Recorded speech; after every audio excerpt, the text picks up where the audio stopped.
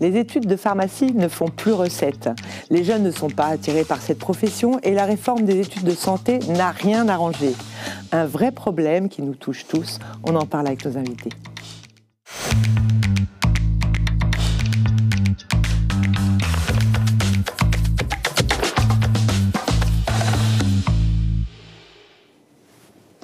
Valentin Masseron, vous êtes de l'Association nationale des étudiants en pharmacie de France. Bonjour. Bonjour.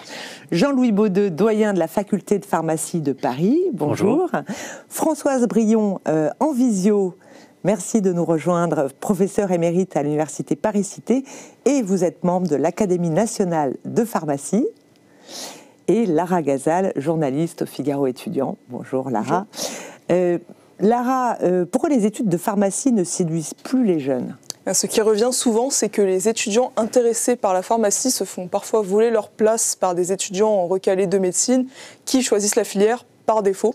Et à la rentrée 2024, 293 places étaient vacantes en deuxième année de pharmacie, selon la conférence des doyens de pharmacie. En fait, les facultés de pharmacie, elles aimeraient que les élèves puissent y accéder directement après le bac pour éviter de passer par un premier cycle d'études communes à toutes les formations en santé qui ne les intéressent pas forcément et où la médecine prime parfois sur les autres filières. Est-ce que la réforme de l'entrée dans les études de santé, la réforme qui maintenant, aujourd'hui on parle de PASSLAS, est-ce que ça a un impact en fait sur la désaffection des étudiants en pharmacie ? Bien, cette réforme qui date de 2020, qui a supprimé la traditionnelle première année, elle est parfois pointée du doigt. Les bacheliers doivent maintenant choisir entre la LAS et la PASS et ils ont du mal à s'y retrouver. L'objectif de la réforme, c'est de rendre plus accessible l'accès à la médecine, ce qui peut désavantager les autres filières comme la pharmacie. Mais le problème, il existait aussi avant cette réforme, avec justement l'assimilation de la première année d'études de santé avec la filière médecine. Et donc les autres, comme pharmacie, ont pu être jugés mineurs. Alors, est-ce que c'est le manque de communication autour de la filière, est-ce que c'est un facteur aussi ? C'est vrai que beaucoup d'élèves ne connaissent pas vraiment très bien le métier. On ignore souvent que derrière le traditionnel métier de pharmacien d'officine, il y a même d'autres centaines d'autres voies possibles. Je vous en cite quelques-unes, la pharmacie hospitalière, la radiopharmacie ou même la recherche. Donc en fait, il faudrait tout simplement balayer les idées reçues, comme quoi ce métier ne consiste qu'à vendre des boîtes de médicaments. Jean-Louis Baudeux, alors vous nous avez envoyé une tribune au Figaro qu'on a publiée. Et là, vous mettez le feu aux poudres en disant il faut mettre les études de médecine sur Parcoursup. Alors, qu'est-ce qui a motivé votre tribune ? De médecine peut-être, de pharmacie en tout cas. De médecine, de médecine, on y est déjà. Les études de pharmacie sur Parcoursup et détacher finalement la filière de pharmacie de la PASSLAS. Bon, c'était un billet d'humeur écrit un peu rapidement, mais effectivement qui a retenu l'attention, et merci beaucoup. Je crois qu'en fait, dans le constat qui vient d'être fait, il y a beaucoup de choses qui sont tout à fait pertinentes. Mais dans la proposition que fait l'Académie nationale de pharmacie, pour laquelle j'ai été président en 2022, que fait la Conférence nationale des doyens également, la proposition de faire une entrée spécifique, complémentaire dans les études de pharmacie peut résoudre plein de choses.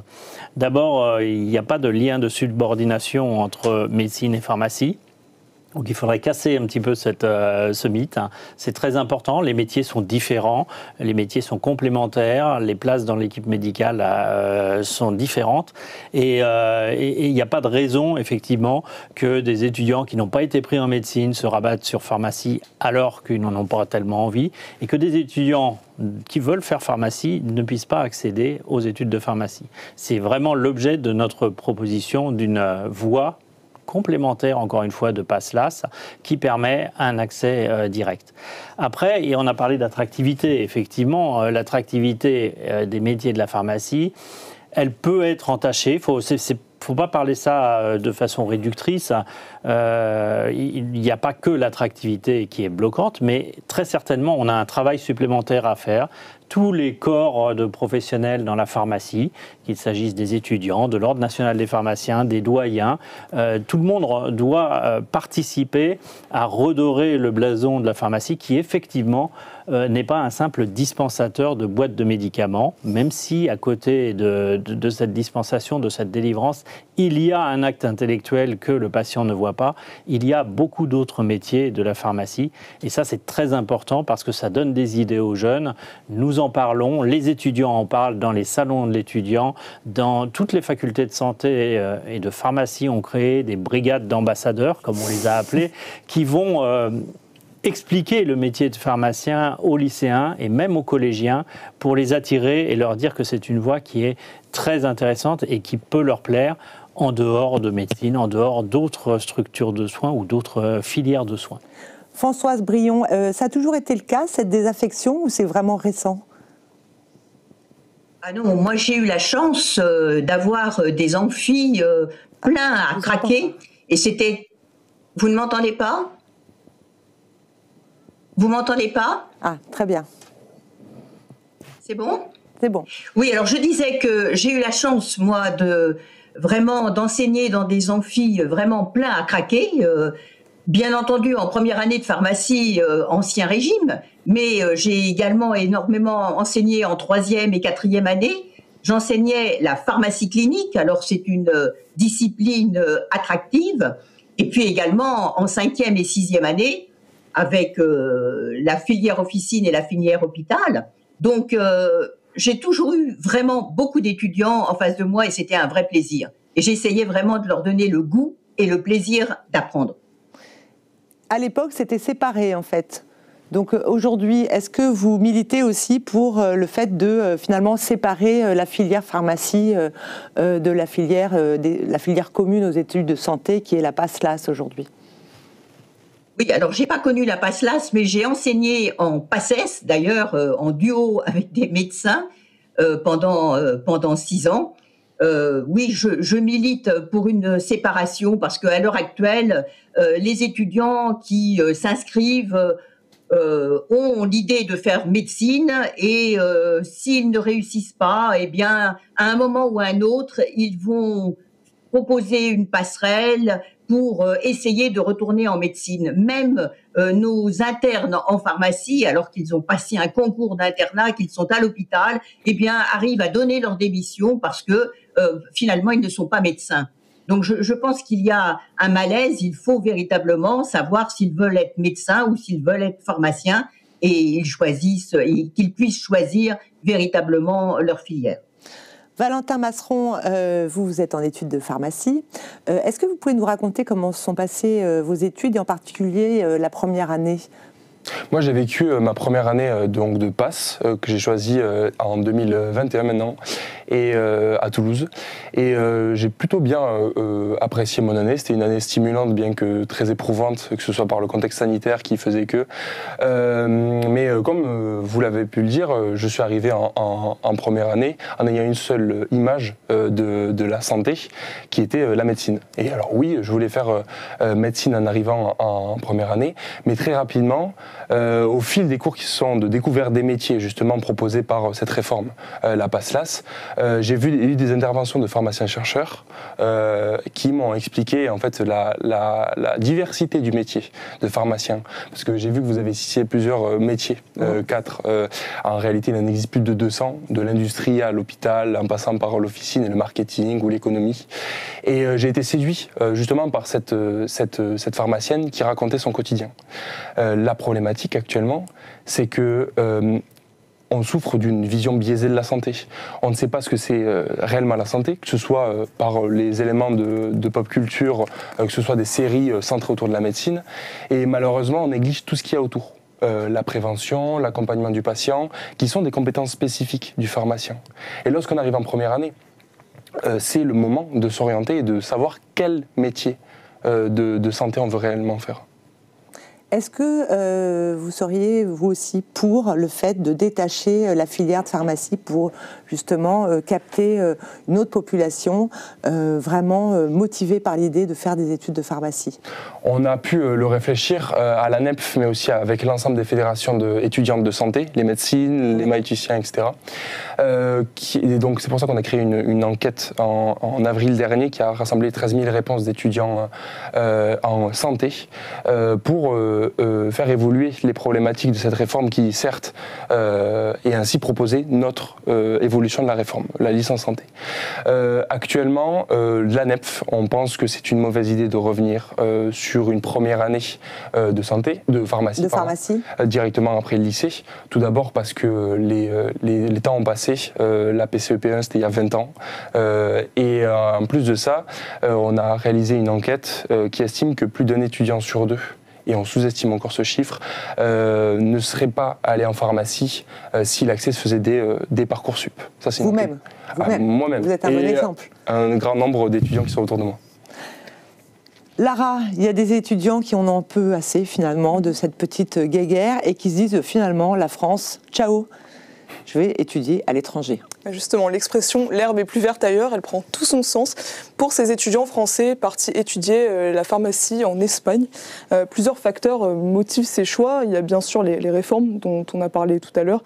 Et en Espagne, pas besoin de passer un concours. En fait, c'est des examens propres à chaque université qui permettent d'accéder à ces formations, qui sont d'ailleurs reconnues dans l'Union européenne. Je me suis d'ailleurs entretenue avec une de ces étudiantes, Jeanne Monté, qui fait partie qui est dans une université en Espagne, l'université de Navarre. Elle est en 4e année et elle m'a raconté qu'elle a fait une année de passe à Bordeaux. Donc la première année d'études de santé. Voilà, en 2020, donc en plein Covid, qu'elle qualifie, je cite, d'horrible. Et donc elle a décidé de partir en Espagne l'année d'après. Et elle explique, je cite, que dans ce pays, tout est fait pour aider l'étudiant, alors qu'en France, on voulait juste nous enfoncer. C'est beaucoup plus humain ici. On est formé en tant que personne. Alors, est-ce que ça signifie que ces étudiants formés en Espagne, en l'occurrence, pourront travailler en France par la suite ? Oui, avec un diplôme espagnol, un étudiant français peut tout à fait revenir travailler en France, alors que d'autres, par exemple comme les kinés, doivent demander une autorisation d'exercice.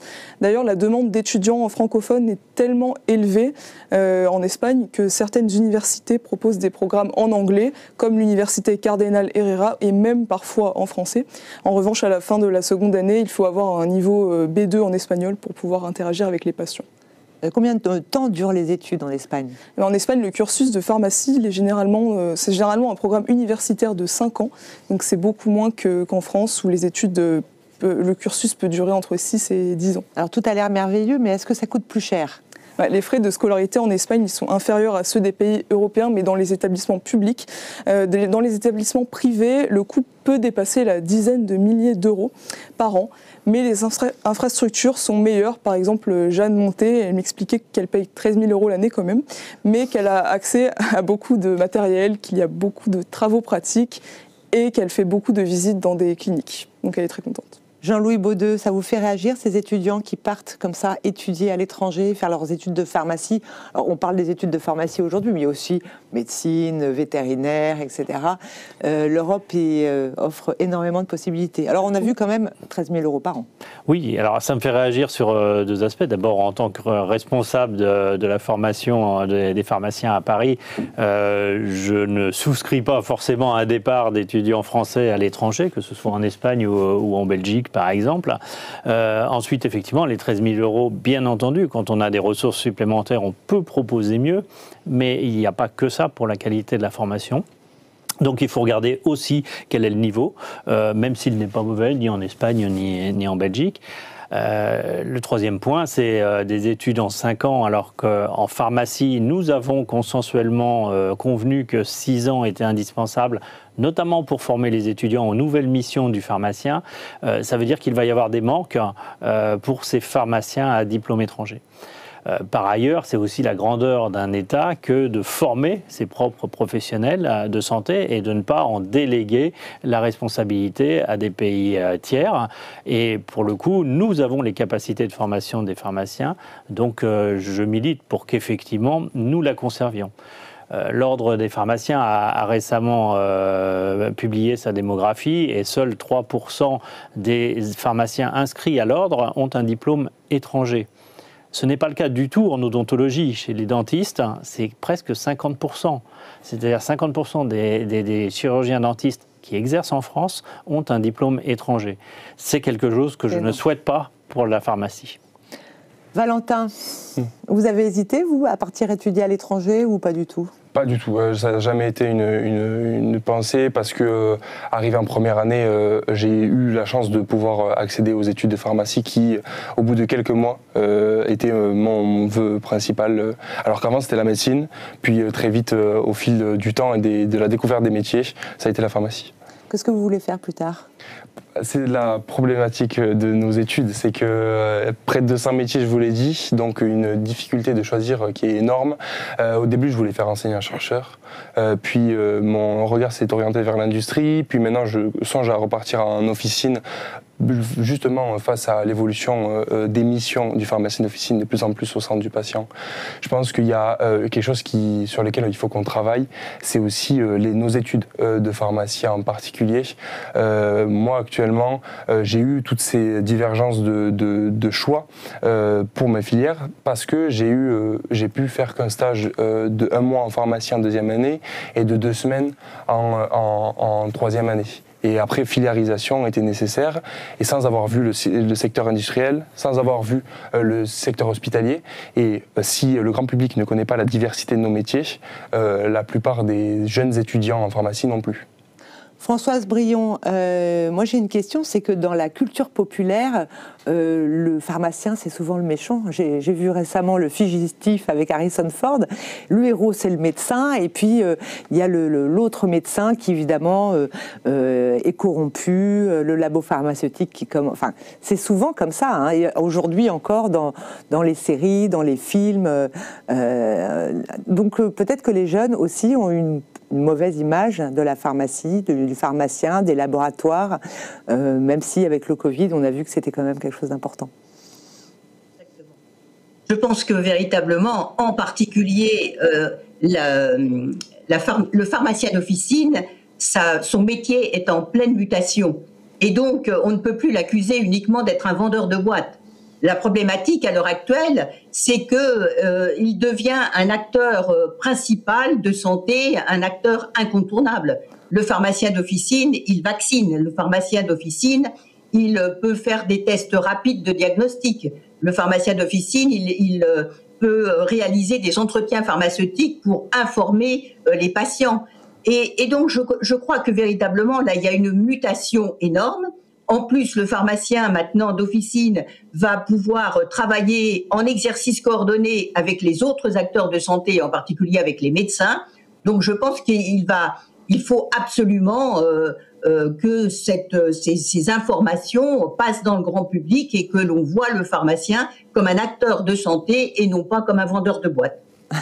Bon, et donc, en même temps, pour les étudiants, je pense qu'à l'heure actuelle, pratiquement toutes les facultés, en 5e et en 6e année, que ce soit pour l'officine ou pour l'hôpital, eh bien, font des enseignements qui sont des enseignements interactifs, avec des jeux de rôle, avec des mises en situation, et ça change totalement, j'allais dire, cet aspect cours magistral, que les étudiants n'aiment plus beaucoup, il faut l'avouer, hein, d'autant qu'ils ont les cours magistraux sur le net, hein, donc ils n'ont plus besoin de venir au cours. Par contre, si on leur fait de la mise en situation, des ED, je pense que ça leur permettra de revenir à la fac. Jean-Louis Baudeux, vous voulez ajouter quelque chose ?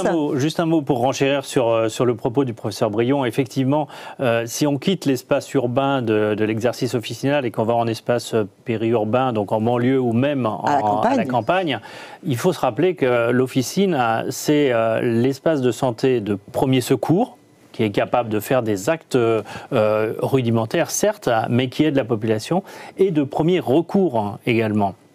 Quand le médecin est absent, n'est pas disponible, et il y a un nombre de déserts médicaux non négligeables, eh bien le pharmacien, il est là, il est ouvert du lundi au samedi, il est ouvert jusqu'à 19h30, et c'est une porte d'entrée essentielle. Donc je souscris totalement à ce qu'a dit le professeur Brion, et nous devons développer la connaissance des nouveaux métiers de la pharmacie, effectivement. Dans le grand public, on l'a vu, hein, aujourd'hui les pharmacies à la campagne, on peut faire une visioconférence avec des médecins, c'est assez extraordinaire. Valentin ? Je suis totalement d'accord avec le professeur Baudeux. Il y a une diversité des métiers, notamment à la campagne, qui est incroyable, et notamment un réel établissement qui permet de prendre en main le patient. Sauf que actuellement, malheureusement, les étudiants n'ont pas accès à ces terrains de stage ou ces terrains d'exercice. Et nous, pour laquelle on milite, et avec la conférence des doyens notamment, c'est la réforme de notre 3e cycle qui permet notamment une accessibilité meilleure à ces terrains défavorisés, lointains, qui sont moins accessibles par notamment des indemnités forfaitaires d'hébergement et de transport, pour justement que ces étudiants, lorsqu'ils vont en pharmacie, ils n'aient pas juste leur petite pharmacie de quartier à côté de chez leurs parents ou de la faculté, et qu'ils puissent découvrir des endroits où seul le pharmacien est le seul professionnel de santé du territoire. Qu'est-ce que vous voulez dire aux jeunes qui hésitent à se lancer dans les études de pharmacie ? Parce que c'est vrai que pour éviter justement que ce soit des étudiants en médecine, recalés de médecine, qui aillent en pharmacie, leur dire la pharmacie peut être aussi votre premier vœu. Bien sûr. Je pense que ce qu'il faut qu'ils comprennent, c'est le champ énorme qu'est la santé, en fait. La santé, c'est pas seulement traiter le patient, c'est pas seulement être sur une table d'opération et pratiquer des actes chirurgicaux, c'est aussi l'amont et l'après. C'est prévenir. La stratégie nationale de santé 2023-2033 indiquait la prévention comme le principal axe d'amélioration de la santé publique, mais aussi l'accompagnement du patient, être à ses côtés dès qu'il a un petit souci, pépin de santé, et aussi bien sûr être présent 24 heures sur 24, 7 jours sur 7 sur l'ensemble du territoire. C'est ça la beauté du métier de pharmacien, d'officine. Et n'oublions pas l'ensemble des métiers de la pharmacie, industrielle, hospitalière, qui sont eux aussi totalement incroyables. Françoise Brion, vous, qu'est-ce que vous voulez dire aux jeunes qui délaissent la filière de pharmacie ? Ils ont tort. Ils ont tort, parce que j'ai eu la chance d'être praticien hospitalo-universitaire, c'est-à-dire à la fois enseignante à l'université et praticien hospitalier. Donc j'avais un espèce de continuum dans ma carrière, et c'est peut-être aussi ce qui explique que mes cours passaient bien, parce que justement je les illustrais par des cas concrets que je connaissais à l'hôpital. Bon, et donc à l'heure actuelle, ils peuvent faire des tas de choses en industrie, et ils ne connaissent pas suffisamment l'industrie. Alors ils connaissent l'industrie pharmaceutique, et encore ils la connaissent mal, mais ils peuvent aller dans l'industrie agroalimentaire, ils peuvent aller dans l'industrie de la cosmétologie. Il y a énormément véritablement de métiers, et ils peuvent en plus passer quand même assez facilement d'un métier à l'autre. Je dis assez facilement parce que bon, il y a tout de même des contraintes, hein, mais le champ d'exercice est extrêmement important. Il y a des débouchés, on gagne beaucoup d'argent aussi. On gagne beaucoup d'argent, beaucoup moins qu'auparavant, mais effectivement, nous sommes dans un contexte d'études supérieures, d'études de santé, et par les temps qui courent, effectivement, les salaires ne sont pas mirobolants, mais sont honnêtes, effectivement. C'est de quel ordre le salaire moyen pour c'est compliqué, c'est comme les médecins, ça va de 3 000 à 50 000 en fonction de l'exercice. Ouais. Mais en tout cas, effectivement, un pharmacien officinal qui sort des études commence à 2 500 ou 2 600 euros. Et puis après, il y a une progression professionnelle. D'accord. C'est assez selon vous ? C'est ce qui est actuellement, et en réalité, je pense qu'on n'a pas à se positionner sur si c'est assez ou pas.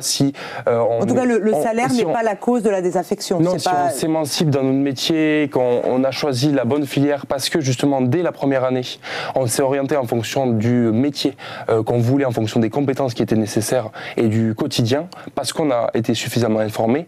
Je pense que le salaire, qui est très bon même dès le début, n'est pas une problématique de la désaffection. Il y a un point qui peut entraîner la désaffection de la profession, c'est le fait que c'est vrai qu'on a des plages d'ouverture, même en tant qu'adjoint, qui sont importantes, qui sont contraintes et qui contraignent la vie personnelle des pharmaciens. Considérons le métier de pharmacien aussi comme un engagement auprès de la population. Oui, mais finalement comme un médecin. Oui, mais le médecin, s'il souhaite prendre son après-midi, il ne pose pas de temps de consultation l'après-midi. Tandis qu'un pharmacien, le pharmacien doit être ouvert. Ça ferme tard, souvent jusqu'à 20h. Il y a des pharmacies de garde. C'est une. Mais c'est aussi la grandeur et la beauté du métier, et aider les autres, c'est quand même appréciable. Oui, alors je me suis dit, il faudrait en fait un film où le pharmacien deviendrait le héros qui sauve les vies. On l'a vu quand même avec le Covid, quand même. Oui. Mais oui, il y a des séries sur les vétérinaires, des séries sur les médecins, des séries sur les manucures. Il peut y en avoir sur les pharmaciens. On aurait beaucoup de choses à dire. C'était justement une des volontés de l'ANEP, donc mon association, soutenue par l'Ordre national des pharmaciens, de réaliser une campagne qui s'appelle Bouge ta pharma, qui est en fait un jeu concours de septembre à février, qui engage l'ensemble de l'écosystème de la pharmacie à promouvoir et à visibiliser à la fois nos études et notre profession. Qui de mieux qu'un pharmacien d'officine pour informer sur la pharmacie d'officine. Alors avis aux scénaristes, une nouvelle série sur le pharmacien. Merci Françoise Brion, je le rappelle, membre de l'Académie nationale de pharmacie. Valentin Masseron, merci beaucoup de la NEPF, et Jean-Louis Baudeux, doyen de la faculté de pharmacie, et Lara Gazal. Merci à tous de nous avoir écoutés et regardés sur Paris d'École, et je vous dis à très bientôt pour une nouvelle émission sur le Figaro TV.